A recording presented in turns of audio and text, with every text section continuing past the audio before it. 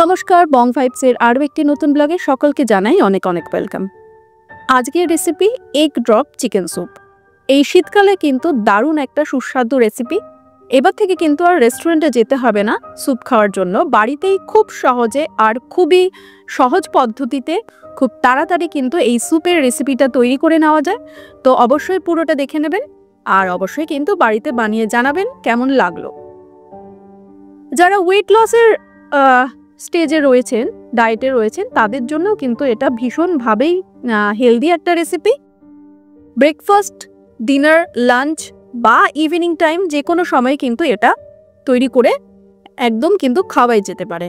আর বাচ্চা থেকে বয়স্ক সকলে কিন্তু এই রেসিপিটা খুবই ভালো লাগবে। তো চলুন কিভাবে এই রেসিপিটা আমি বানাচ্ছি সেটা দেখে নিন। প্রথমে নিয়ে নিয়েছি এখানে একটা কড়াই, তাতে নিয়ে নিয়েছি 1 চামচ মতন সাদা তেল আর নিয়েছি সামান্য পরিমাণে বাটার। তো তেলটা একটু গরম হয়ে যাওয়ার পর আমরা আমাদের রান্নাটা শুরু করে দেব। তো এখানে দিয়ে দিয়েছি কুচি করা গাজর। আমি এখানে 3 জনের মতন স্যুপটা বানিয়েছিলাম, তো সেই হিসেবে কিন্তু সবজিগুলো ব্যবহার করেছি। আপনারা কিন্তু আপনাদের কতটা পরিমাণ বানাবেন সেই হিসেবে সবজি কম বেশি করে থাকবেন। এরপর নিয়ে নিয়েছি বিনস, নিয়ে নিয়েছি কুচি করা পেঁয়াজ। এখানে একটা ছোট সাইজের পেঁয়াজ ব্যবহার করেছি, 2 থেকে 3টে মতন আমি এখানে ব্যবহার করেছি রসুন কুচি। আর দিয়েছি এখানে 1/2 চামচ মতন আদা কুচি। এবার এই তেলেই সবজিগুলো একটু নাড়াচাড়া করে নেব। ভাজবো না কিন্তু, এটা অবশ্যই মাথায় রাখতে হবে, জাস্ট একটু সাঁতলানো যাকে বলে সেরকম। তো এরপরে দিয়ে দিলাম জল। তো আগেই বললাম যে 3 জনের মতন স্যুপের আয়োজন আমি করেছিলাম, তো সেই হিসাবে জলটা ব্যবহার করেছি। তো আপনারা কিন্তু এটা কম বেশি করে নিতেই পারেন। আর পরবর্তীকালে যদি মনে হয় জল কিন্তু আরেকটু অ্যাড করে দেওয়াই যেতে পারে।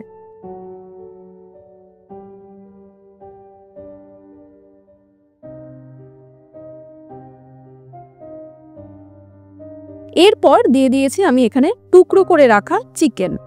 তো এই সমস্তটা কিন্তু আমরা একসাথেই সেদ্ধ করব। আর সেদ্ধ করার সময় আমি এখানে দিয়ে দিয়েছি নুন স্বাদ মতন, আর দিয়েছি এখানে 1/2 চামচ মতন, 1/2 চামচের থেকে একটু বেশি, 1.25 চামচ মতন গোলমরিচের গুঁড়ো। বেশ, এবার ভালো করে কিন্তু আমাদের এই জিনিসটা সেদ্ধ করতে হবে।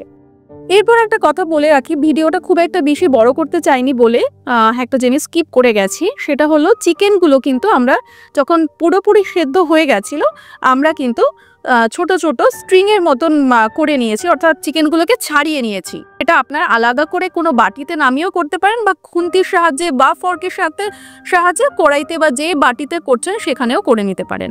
তো এরপর দিয়ে দিয়েছি এখানে কর্নফ্লাওয়ার গুলে রেখেছিলাম সেটা, আর দিয়ে দিয়েছি একদম শেষের দিকে ব্রকলি।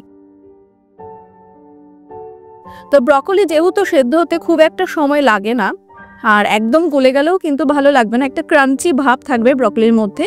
তো সেই কারণে একদম শেষের দিকে কিন্তু ব্রকলিটা দিয়েছি।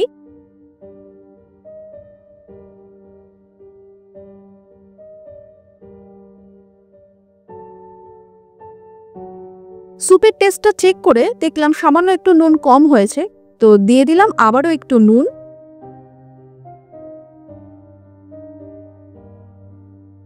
আর টেস্টটাকে ব্যালেন্স করার জন্য অবশ্যই একটু চিনি। নামানোর আগে কিন্তু আবারও একটু গোলমরিচের গুঁড়ো ব্যবহার করতে হবে, এতে স্যুপের মধ্যে গোলমরিচের যে একটা দারুণ ফ্লেভার আসে সেটা কিন্তু খুব ভালো লাগে। আর এরপর নিয়ে নিয়েছি এখানে আমি একখানা ডিম। তো ডিমটা একটু নুন দিয়ে ফেটিয়ে নিয়েছি। এবার আস্তে আস্তে করে আমাদের এই স্যুপের মধ্যে আমি ডিমটা দিয়ে দেব। তো অল্প অল্প করে দিয়ে আমি খুন্তির সাহায্যে ডিমটাকে নাড়িয়ে নেব। তাতেই দেখবেন কিন্তু একদম পুরো স্যুপের টেক্সচারটাই আলাদা হয়ে যাবে। তো দেখে বুঝতেই পারছেন স্যুপের টেক্সচার কিন্তু একদম আলাদা হয়ে গেছে, একদম কিন্তু রেস্টুরেন্টে আমরা যেরকম খেয়ে থাকি একদম কিন্তু সেই রকমটা দেখতেও হয়েছিল এবং খেতেও হয়েছিল দুর্দান্ত। স্যুপ কিন্তু আমাদের একদম রেডি, দেখে বুঝতেই পারলেন খুব একটা বেশি কিন্তু সময় লাগে না এই স্যুপটা বানাতে। তো সুতরাং কিন্তু এই শীতে অবশ্যই বাড়িতে ট্রাই করে দেখবেন, আশা করছি কিন্তু সকালের খুব ভালো লাগবে। একদম শেষ পর্যায়ে আমি এখানে দিয়ে দিয়েছি ধনেপাতা কুচি। নুনটা অবশ্যই টেস্ট করে নেবেন, যদি কম বেশি মনে হয় কিন্তু অ্যাড করতেই পারেন। ব্যাস, যেহেতু আমি ডিনারে এটা খেয়েছিলাম তো ব্রেডের সাথে দারুণ জমে গেছিলো। আশা করছি আজকের ভিডিওটা ভালো লেগেছে, ভালো লেগে থাকলে কিন্তু অবশ্যই সাবস্ক্রাইব করবেন।